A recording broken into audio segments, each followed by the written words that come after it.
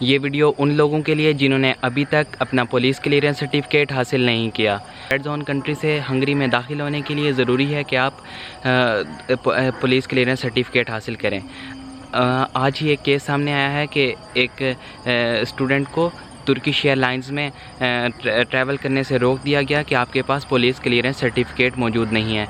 तो मैं आपको सबको सजेस्ट करूंगा कि आप पुलिस क्लियरेंस सर्टिफिकेट जल्द से जल्द हासिल कर लें। मैं आपको प्रैक्टिकली भी बताऊंगा और वो तमाम ऑप्शंस जो वेबसाइट पर हंगेरियन लैंग्वेज में हैं, मैं आपको वो ऑप्शन बता दूंगा जो आपने सेलेक्ट करनी है। तो आइए कंप्यूटर स्क्रीन पर चलते हैं और फिर वहाँ से देखते हैं कि इस एप्लीकेशन को कैसे सबमिट कराना है। मैं वो तमाम लिंक्स डिस्क्रिप्शन में डाल दूँगा जो कि ज़रूरी हैं। और इस एप्लीकेशन को सबमिट कराने के लिए आपके पास हंगेरियन यूनिवर्सिटीज़ की तरफ से एडमिशन लेटर और TPF की तरफ से अवार्ड लेटर का होना ज़रूरी है। बस यही चाहिए और आपकी एप्लीकेशन विदिन 1 डे एक्सेप्ट होके वापस आ जाएगी और आपको एक सर्टिफिकेट इशू कर दिया जाएगा। तो स्टूडेंट, सबसे पहले आपने लिखना है equity request to enter Hungary, और इंटर करने के बाद आपके पास नीचे जो रिजल्ट्स आएंगे उनमें से सबसे पहले पुलिस की वेबसाइट होगी www.police.hu। तो आपने उसको ओपन कर लेना है। उसको ओपन करने के बाद आपने स्क्रॉल डाउन करना है और ऊपर वाली इन्फॉर्मेशन अपने नॉलेज के लिए पढ़ सकते हैं। मैं यहाँ पर इंग्लिश के ऊपर क्लिक करके प्रोसीड कर रहा हूँ। आप इंग्लिश पर क्लिक कर दिया है और अब नेक्स्ट पेज खुल गया है। इस पेज के ऊपर आप स्क्रॉल डाउन करें तो आपको 4 नज़र आएंगी पॉइंट्स, एक Covid 1, Covid 2, Covid 3 and Covid 4। ये 4 डिफरेंट कामों के लिए हैं। हमारा किसी और के साथ कोई गर्ज नहीं है। हम कोविड 2 के लिए जाएंगे और इस पर क्लिक कर देंगे। स्टिपेंडियम हंगरी स्कॉलर्स के तमाम स्टूडेंट्स और बाकी जो सेल्फ फाइनेंस वाले हैं उनके लिए भी यही फॉर्म है। पहले आपने यहाँ पर ये कोड डालना है ताकि ये फिल करने के बाद एक फॉर्म खुल जाएगा और यही हमारी एप्लीकेशन है पुलिस क्लियरेंस के लिए अप्लाई करने के लिए। आप देख लेंगे इसके 3 स्टेप्स हैं और सबसे पहला स्टेप 4 क्वेश्चंस पर मुख्तलिफ है। आप यहाँ पर 1 of 4 देख सकते हैं। सबसे पहले हमने पहला पेज फिल करना है।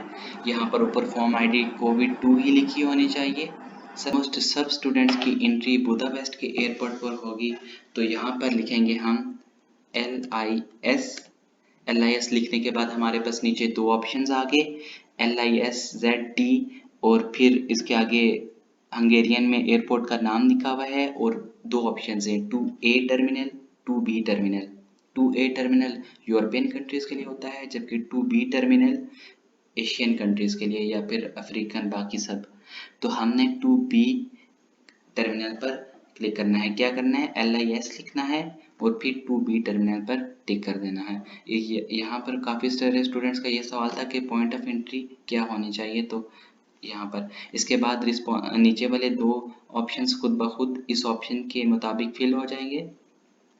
अब नीचे आते जाएं तो अपलोडर आ जाता है। अपलोडर में यहाँ पर आपने करंट फैमिली नेम लिखना है। फैमिली नेम यानी कि आपका सेकंड नेम, जैसे मेरा अमजद सेकंड नेम है तो मैंने लिख दिया। इसके बाद मेरा फर्स्ट नेम आएगा, अरसलान मेरा फर्स्ट नेम है, पाकिस्तान लिख दिया। यहाँ पर डेट ऑफ बर्थ 2 तीर वाले निशानों को दबाएंगे तो आपके साल पीछे जाना शुरू हो जाएंगे, या फिर आप अगस्त क्लिक करेंगे तो ऐसे नहीं होगा, आपको 2 तीरों के मैनुअली पीछे जाना पड़ेगा। जैसे मेरी बर्थडे 2000 को है तो मैं अगस्त 2000 तक पहुँच गया हूँ। अब 1 तीर वाले निशान के साथ 1 महीना पीछे करूँगा और फिर अपनी डेट ऑफ बर्थ सिलेक्ट कर लूँगा। जैसे नीचे जाना है, इसके बाद इंफॉर्मेशन एंड स्टेटमेंट आ जाती है। यहाँ पर आपने डिक्लेयर करना है कि आप इन रसूल ज़वाबित को मानते हैं। ये रसूल ज़वाबित देखने के लिए क्लिक हेयर एंड आप अगली वेबसाइट पे जाके वो सब पढ़ लें, जो कि कोई भी नहीं पढ़ता होता कभी भी। यहाँ पर आपने अब आपके 4 पेज थे जिनमें से आपका पहला पेज पूरा हो चुका है। अब हम सेकंड पेज पे जाएंगे। सेकंड पेज पे जाने के बाद यहाँ पर सबसे पहले हमारे पास आई basic information of the request. इसमें आपने यहाँ पर 2 ऑप्शंस आएंगे कि आप रिलेटिव्स या अपने पेज पर कर रहे हो या किसी कंपनी के थ्रू आप ऑर्गेनाइजेशन के लिए अप्लाई कर रहे हो कि तो आप खुद अप्लाई कर रहे हो हिमसेल्फ और हरसेल्फ के ऊपर क्लिक कर देना है। On behalf of relatives living in the house hold and himself herself, ठीक है। किसी की अगर फैमिली भी आ रही है तो वो भी ये वाला ऑप्शन सेलेक्ट करेंगे। पर्पस ऑफ एंट्री क्या है, ये बहुत ज़रूरी है, इसको आपने देख के फिल करना है। यहाँ पर हम स्टूडेंट हैं तो उसके लिए आना चाहते हैं, तो क्योंकि हंगरी वालों ने इजाज़त दी है कि जो स्टूडेंट्स हैं वो आ सकते हैं, हंगरी में एंटर हो सकते हैं रेड जोन कंट्री से भी। और यहाँ पर आपने अभी डिटेल रिक्वेस्ट लिखनी है कि हम आप हंगरी क्यों आना चाहते हैं। आप इस डिटेल रिक्वेस्ट में लिखें कि आप एक स्टिपेंडियम हंगरी कम स्कॉलरशिप के स्टूडेंट हैं और आपका सेमेस्टर 7 सितंबर से स्टार्ट हो रहा है, 7 या 8 सितंबर से स्टार्ट हो रहा है और तब तक हमारा एडमिशन लेटर वैलिड है और हमें हंगेरियन इंस्टीट्यूट ने ये एड्रेस किया है कि हम पुलिस क्लियरेंस सर्टिफिकेट की अप्लाई करें ताकि हंगरी में एंट्रेंस का मसला ना हो। और इसको आप इंग्लिश में लिख के यहाँ पर पेस्ट कर दीजिएगा, ठीक है। यहाँ डेट ऑफ एंट्री आप कौन सी डेट को आने वाले हैं, तो यहाँ पर 28 अगस्त कर दिया मैंने 2020। वे ऑफ एंट्री कौन है, हम एयरप्लेन के ज़रिए आएंगे, यूरोपियन कंट्रीज़ में से जो आ रहे हैं वो ट्रेन के ज़रिए आ सकते हैं। Types of attach documents, attach document आप इसके साथ कौन सा करेंगे, तो आप हम इसके साथ बर्थ सर्टिफिकेट अटैच कर देंगे। अगर जिसके पास नहीं है तो कोई मसला नहीं, आप ना अटैच करना। सर्टिफिकेट ऑफ स्टूडेंट स्टेटस पे क्लिक कर दिया। आपके पास इन चीज़ों में से जो जो चीज़ है तो आप पुट कर दे। जिसका वीज़ा आ गया है वो रेजिडेंस परमिट पर भी क्लिक कर दे, अगर नहीं आया तो कोई बात नहीं, क्योंकि मैंने 1 महीना पहले ये एप्लीकेशन सबमिट कराई थी। सिर्फ अपना एडमिशन लेटर और टीपीएफ का अवार्ड लेटर और बर्थ सर्टिफिकेट अपलोड किया था। तो आप इनमें से ये चीज़ें सेलेक्ट कर सकते हैं जो आपके पास मौजूद हैं, कोई मसला नहीं है अगर आप नहीं कर सकते। अब यहाँ पर आपके पास आ जाता है ऑप्शन नीचे अपलोडिंग न्यू। अपलोडिंग न्यू पर क्लिक करें, select file to be uploaded, यहाँ पर से फाइल सेलेक्ट करें जो आप अपलोड करना चाहते हैं। यहाँ टीपीएफ में हो जाए, जैसे यहाँ पर अगर कोई आपके पास पड़ी हुई है फाइल अकोमोडेशन लेटर वो अपलोड कर दें, ठीक है। अब हमारे 2 पेज फिल हो गए, इसके बाद हम तीसरे पेज की तरफ जाएंगे। हमारा तीसरा पेज आ गया, country address of entry person के एड्रेस लिखना है कि कहाँ से आ रहा है, पाकिस्तान से आ रहे हैं हम जी, पाकिस्तानी हैं। प्रोवाइडिंग एड्रेस एब्रॉड, एब्रॉड मतलब पाकिस्तान में आपका क्या एड्रेस था, तो पोस्टल कोड हर एरिया का होता है। वैसे जैसे मेरा ये है, मेरा पोस्टल कोड ये है तो मैंने पुट कर दिया। म्यूनसिपैलिटी पंजाब है, आपकी जो भी है आप वो पुट कर सकते हैं। पब्लिक एड्रेस यहाँ पर अपना आपने एड्रेस लिख देना है जो भी आपका एड्रेस पाकिस्तान में है।